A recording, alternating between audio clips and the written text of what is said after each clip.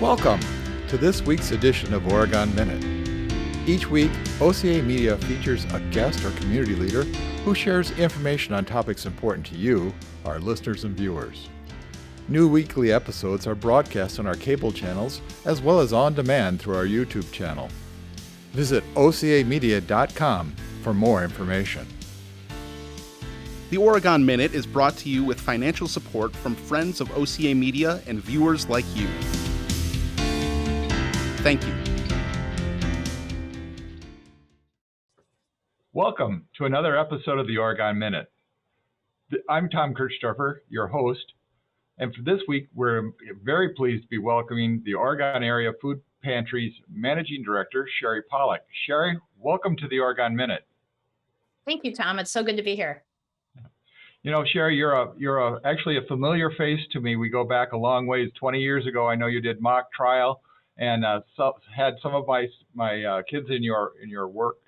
But not everybody is as familiar with you as maybe I am. And could you just tell us a little bit about yourself and your background? Not everybody has had the chance to visit with you yet. Sure. So I live in Oregon. I live here with my husband, Keith, and our son, Andy, who's at the high school. He's a sophomore. If you see a 16-year-old driving around in a red pickup truck, listening to loud music, that's probably my son. And I grew up here. So I grew up out in the country between Oregon and Brooklyn on a small farmette type of thing. My parents still live at that house. 50 some years later, they're still living there.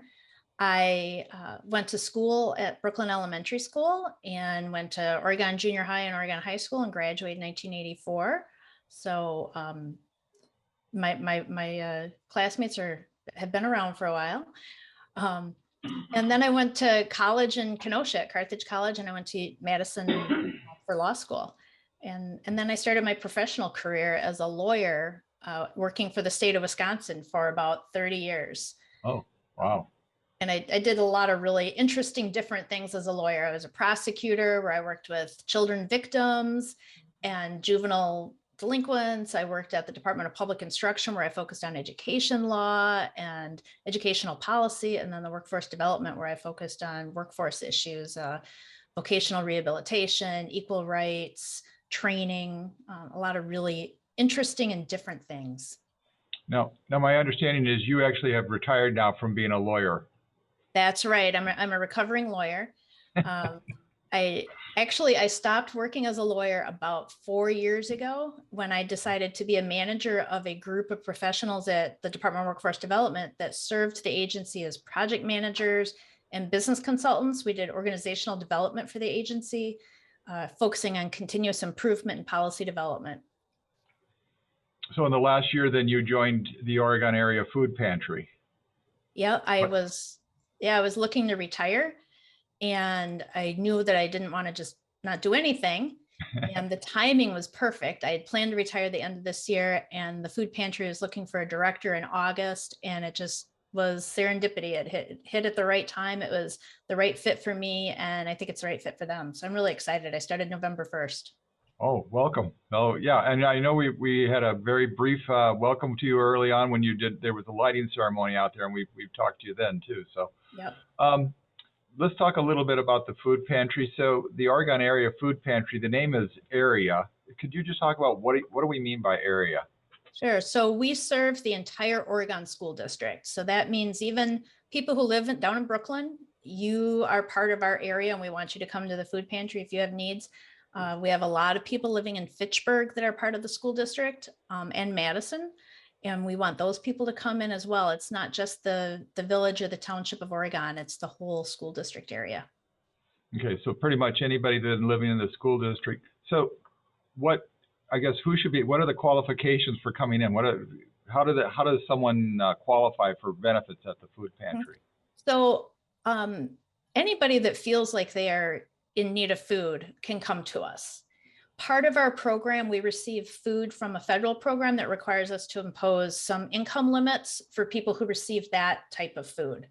The income limits are actually have been increased so that you can make even more money and qualify for our program now after the pandemic. And right now, so if a family of four, for example, if they make $78,000 a year or less, they qualify for all of our programs that we have. And so that works out to $1,500 a week. So we really capture a lot of people who are kind of stuck in the middle there on their food security. Sure.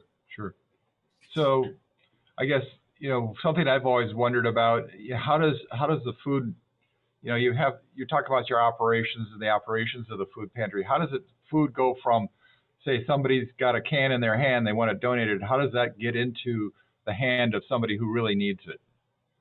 So we get donations from a lot of different ways.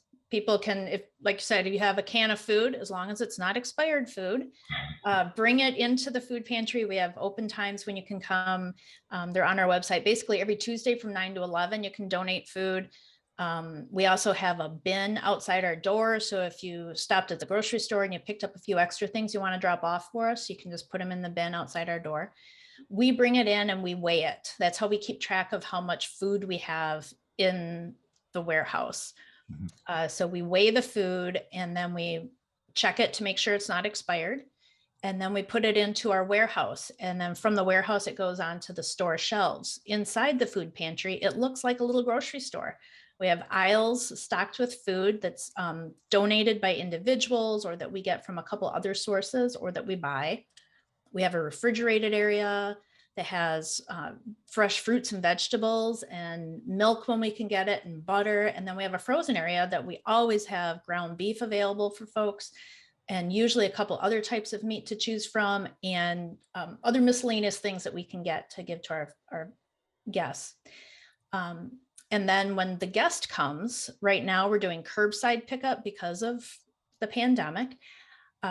People drive up during our open hours. We meet them out at their car and get some basic information, see if they've registered with us. If they're not, we register them. We give them a shopping list. The shopping list is 2 pages long and it is revised every pantry. So it represents the food we have in the pantry at that time. And people circle the items they want, tell us how many they want. They tell us how many people are in their house.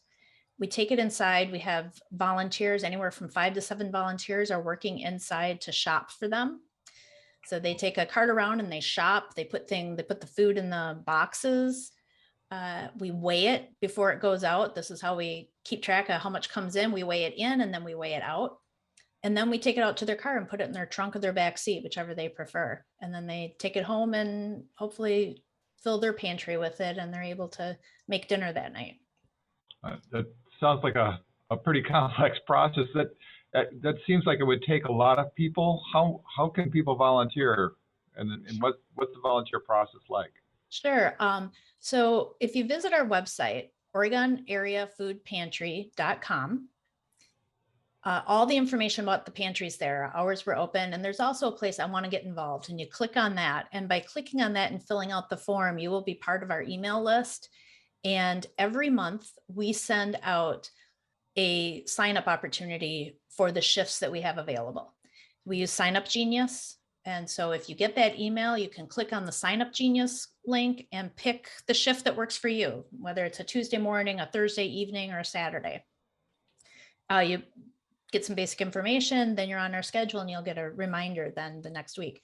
Sometimes we have people cancel on us, especially now because people are sick or their family members are sick. And so we have last minute openings.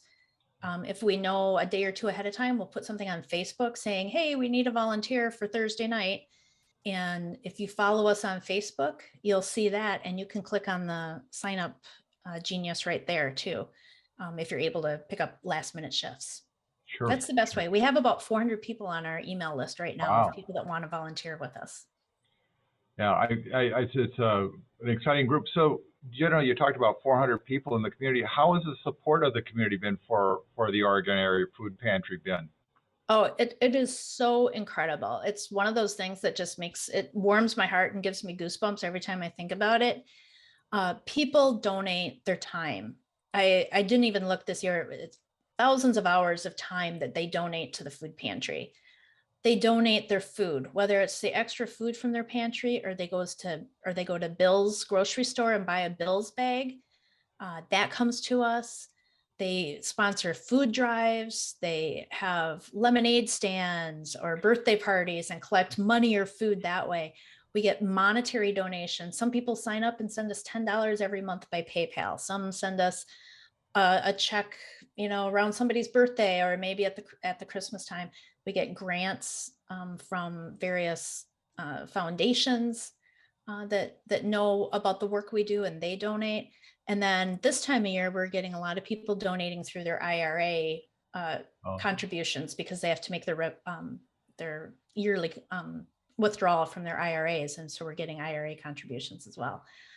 It is just amazing. We put something out. If we are short of, if we're short grape jelly and we tell the community that we need grape jelly, we will probably have 200 jars of grape jelly within 48 hours at our doorstep. It is so amazing. And it makes you feel so good that so many people in our area really care about the rest of our community.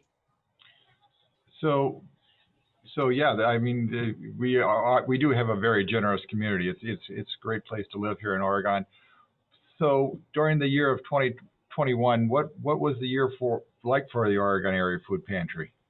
Well, so when I look back at our data from between 2019, pre-pandemic, 2020, when things were just pretty awful for everyone, and 2021, we're getting, at least as far as the usage of the pantry, we're getting back to more normal. 2020 was a huge year for us. In 2020, we handed out 153,000 pounds of food to families. And it was huge. It was 414 people each month on average came to us to get food. Yeah, that was 2021. That was 2020. In 2021, we're back to more normal. So in 2021, we handed out about 100,000 pounds of food. Okay. And we had about 247 people come each month to the pantry. And that's kind of more in line with our historical use. It's a little bit higher every year. It's a little bit higher. But it's very impactful. It seems like we're meeting the needs of quite a few people. What do you see as the opportunities for the food pantry in the future? So I know that there are probably more than 247 people each month who could use our services. I know that. I don't know why they don't come. I have suspicions. And so part of what we need to do is figure out how we can reach out to those folks and get them to come to our food pantry. Or maybe we have to take the food pantry to some of them at first to show them what we can offer them. I think there's probably some fear because we're kind of viewed as a government agency and they don't want to, maybe they want to avoid that. I think there is some people that don't know what we offer, and they think maybe all they get is dried milk and government cheese, and so maybe if they came, they'd be able to see what we had. So we're going to be looking at ways to reach out to others in the community and make sure that all the people in the school district know we're here for them. I've been working a lot with different schools, the school social workers, to try to get the word out. In my role now, part of what I do every week is reach out to different groups and communities to try to get the word out that we are here to help them. And I think that's what you'll see most. That's my goal over the next year, is to reach more of those people that need us that aren't getting to us for whatever reason. You mentioned the misconception that you're a government entity. You have no connection to government at all, correct? Right. The only connection we have to government is that we get some food from a government program.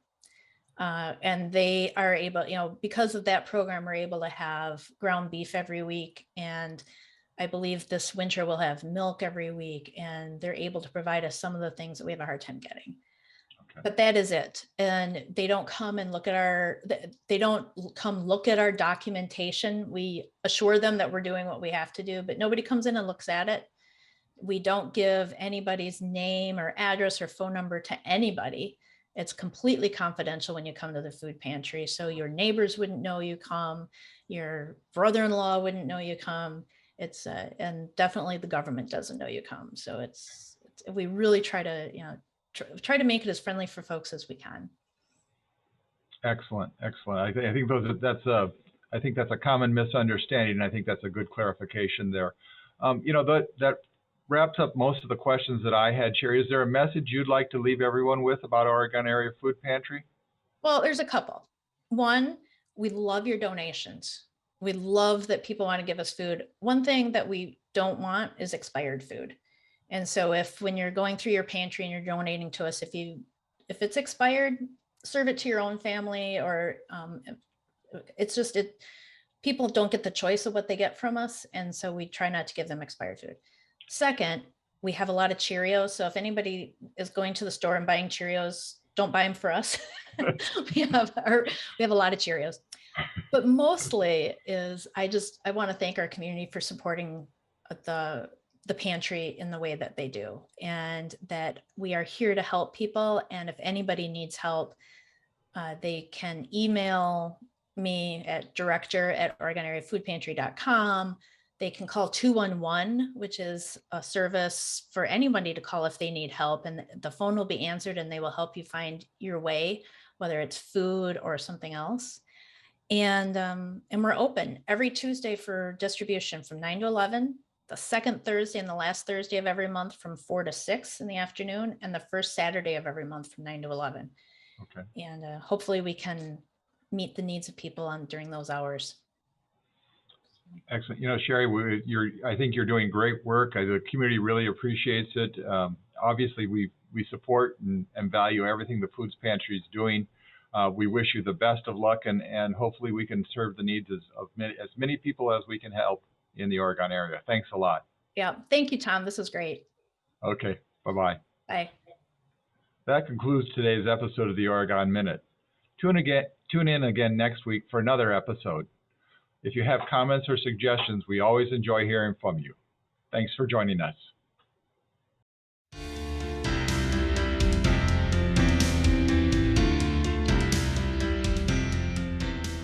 You're watching OCA Media, your Oregon Community Access Station.